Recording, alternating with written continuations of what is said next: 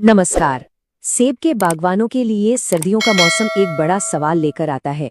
पेड़ों को कीटों से बचाने के लिए कौन सा ऑयल स्प्रे इस्तेमाल करें, टीएसओ या फिर एचएमओ? चलिए आज इसी जरूरी सवाल का जवाब ढूंढते हैं। देखिए, सर्दियों में जब सेब के पेड़ एकदम आराम कर रहे होते हैं तो ऐसा लगता है कि बगीचे में सब कुछ शांत है, सब सो रहा है।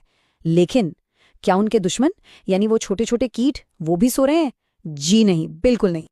असलियत ये है कि संजू स्केल और यूरोपियन रेड माइट जैसे जो खतरनाक कीट हैं, वो सर्दियों में पेड़ों की छाल में ही छुपे रहते हैं, अपने अंडों के साथ। और अगर इन्हें समय पर नहीं रोका गया तो सोचिए, वसंत आते ही ये अगली पूरी की पूरी फसल को बर्बाद कर सकते हैं। तो सबसे पहले ये समझना जरूरी है कि सर्दियों का ये खतरा आखिर है कितना बड़ा, और ये जो विंटर ऑयल स्प्रे है ये इतना जरूरी क्यों हो जाता है। देखिए, ये जो तेल है ना, इनका काम करने का तरीका बहुत ही सीधा साधा है, लेकिन उतना ही असरदार। होता क्या है कि जब इनका छिड़काव होता है तो ये तेल उन सोए हुए कीटों और उनके अंडों पर एक पतली सी परत बना देते हैं। बस उनका दम घुट जाता है और इस तरह वो वसंत में पनप ही नहीं पाते। तो फिर इसका समाधान क्या है? देखिए, बाजार में दो खास तरह के तेल मिलते हैं, टीएसओ और एचएमओ। तो चलिए अब इन दोनों को आमने सामने रखकर देखते हैं कि इनमें से बेहतर कौन सा है। तो पहले बात करते हैं टीएसओ की, यानी ट्री स्प्रे ऑयल। ये एक कह सकते हैं कि ये टेक्निकल ग्रेड का तेल है, मतलब ये बहुत ज्यादा रिफाइंड या शुद्ध नहीं होता, और इसीलिए इसका इस्तेमाल ज्यादातर सर्दियों में ही होता है, जब पेड़ पूरी तरह से सुप्त अवस्था में हों।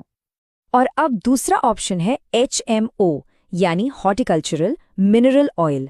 अब ये टीएसओ से बिल्कुल अलग है। ये एक बहुत ही ज्यादा हाईली रिफाइंड तेल है। इसमें से वो सारी अशुद्धियां निकाल दी जाती हैं जो पौधों को नुकसान पहुंचा सकती हैं, और इसी वजह से ये इतना सेफ होता है कि इसे किसी भी मौसम में इस्तेमाल किया जा सकता है। तो मोटा मोटा फर्क क्या हुआ? अगर हम शुद्धता, पौधों के लिए सुरक्षा और किसी भी मौसम में इस्तेमाल होने की क्षमता, इन तीन चीजों को देखें तो एकदम साफ है कि एचएमओ टीएसओ से कहीं आगे है, कहीं बेहतर है। चलिए इसको थोड़ा और गहराई से समझते हैं। देखिए, एचएमओ का रंग हल्का होता है और इसमें एक चीज होती है, अनसल्फोनेटेड रेजिड्यू, जो 92% से भी ज्यादा होती है। अब ये टेक्निकल नाम सुनकर घबराना नहीं है। आसान भाषा में इसका मतलब है कि इसमें पौधों को जलाने वाले जो तत्व हैं वो ना के बराबर हैं। वहीं दूसरी तरफ टीएसओ थोड़ा गाढ़े रंग का और कम रिफाइंड होता है, और बस यही वो तकनीकी फर्क है जो एचएमओ को पौधों के लिए कहीं ज्यादा सुरक्षित बना देता है। तो इन सब बातों को जानने के बाद अब सवाल ये उठता है कि सेब के पेड़ों के लिए असली विनर कौन है, टीएसओ या एचएमओ? जवाब बिल्कुल साफ है। सेब के पेड़ों के लिए एचएमओ ही एक बेहतर, एक सुपीरियर चॉइस है। क्यों? क्योंकि इसकी ज्यादा शुद्धता इसे संजो स्केल और रेड माइट जैसे जिद्दी कीटों पर ज्यादा असरदार बनाती है। और देखिए, सीधी सी बात है, पौधों के लिए ज्यादा सुरक्षा का मतलब है अगली फसल की बेहतर पैदावार और बेहतर क्वालिटी। और ये सिर्फ कहने की बात नहीं है, इसका सबूत भी है। कश्मीर में हुई एक रिसर्च में ये बात साबित हो चुकी है कि एचएमओ ने संजो स्केल और रेड माइट पर जबरदस्त कंट्रोल दिखाया। तो जो स्थानीय बागवान हैं उनके लिए ये एक बहुत ही काम की जानकारी है।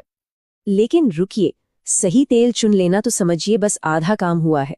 सबसे अच्छे नतीजों के लिए ये भी तो जानना जरूरी है कि इसका छिड़काव करना कब है और कैसे करना है।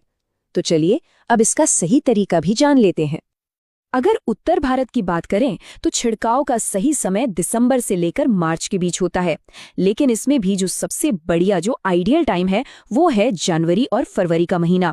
ये वो वक्त है जब पेड़ अपनी नींद से जाग रहे होते हैं, लेकिन उनमें गुलाबी कलियां अभी नहीं निकली होती। इसी ग्रीन टिप स्टेज को छिड़काव के लिए सबसे बेस्ट माना जाता है। एक और बहुत जरूरी चीज है मौसम। हमेशा मौसम का ध्यान रखना है। छिड़काव के लिए जो सबसे सही तापमान है वो है 4 डिग्री से लेकर 21 डिग्री सेल्सियस के बीच। और हाँ, जब पाला पड़ने की आशंका हो या फिर बहुत तेज गर्मी हो तब छिड़काव से बचना चाहिए, नहीं तो पेड़ों को फायदा होने की जगह नुकसान हो सकता है। अब छिड़काव का जो तरीका है वो बहुत सीधा है। सबसे पहले 1 से 2% का घोल तैयार करना है। फिर ये पक्का कर लें कि मौसम साफ हो, मतलब बारिश या तेज हवा ना हो।